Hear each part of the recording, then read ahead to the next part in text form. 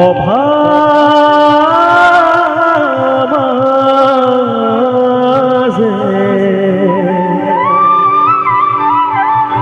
দেব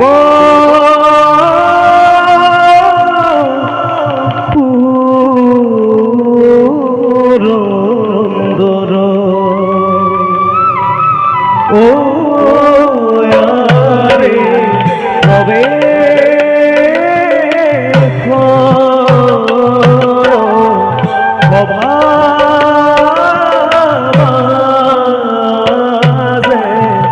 দেব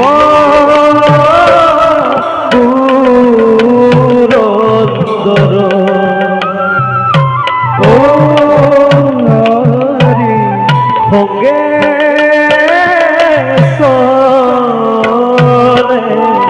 দেব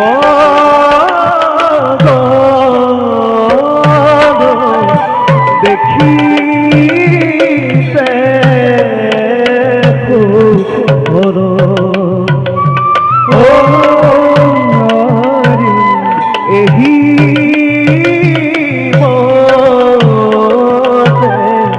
পাইলা গয়া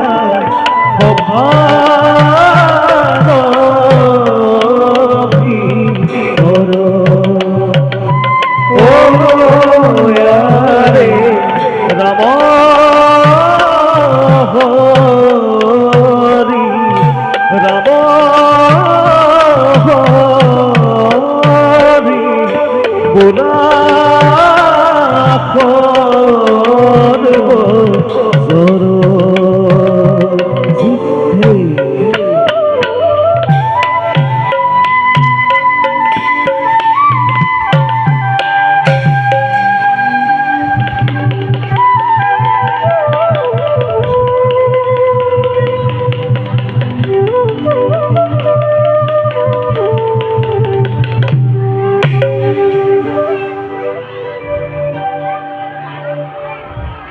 দেবগণ দেবরাজ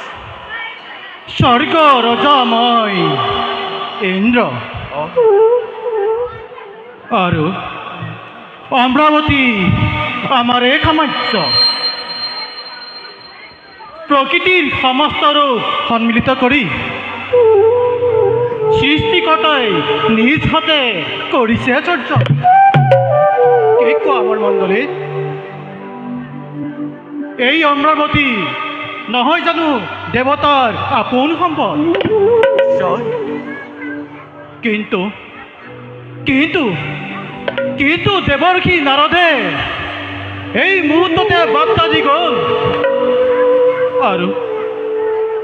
আৰু কিছুদিনৰ পাছতে মহাভয়ংকৰ মহাপ্ৰলয়ৰ সৃষ্টি আৰম্ভ হ'ব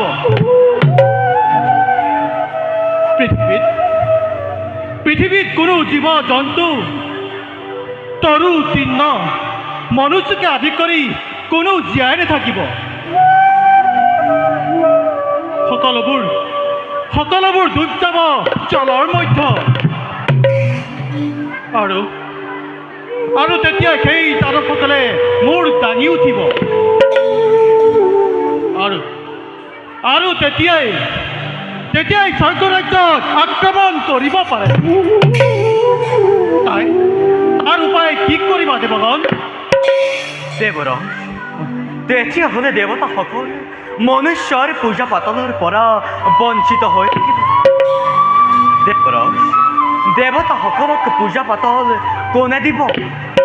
ইয়াৰ ব্যৱস্থা কি হ'ব দেৱৰাজ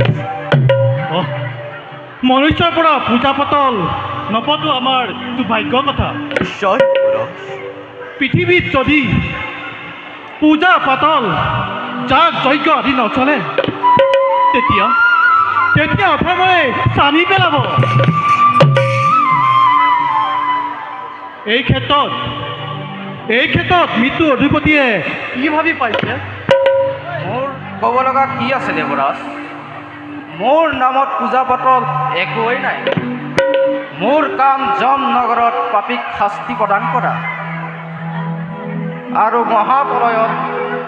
সকলোৰে মৃত্যু হোৱাৰ লগতে মোৰ যম নগৰতো মৃত আত্মাবোৰ ভৰি পৰিব আৰু ধাৰ্মিক অধাৰ্মিক বাছি উলিয়াই উচিত শাস্তি প্ৰদান কৰাই মোৰ কৰ্তব্য।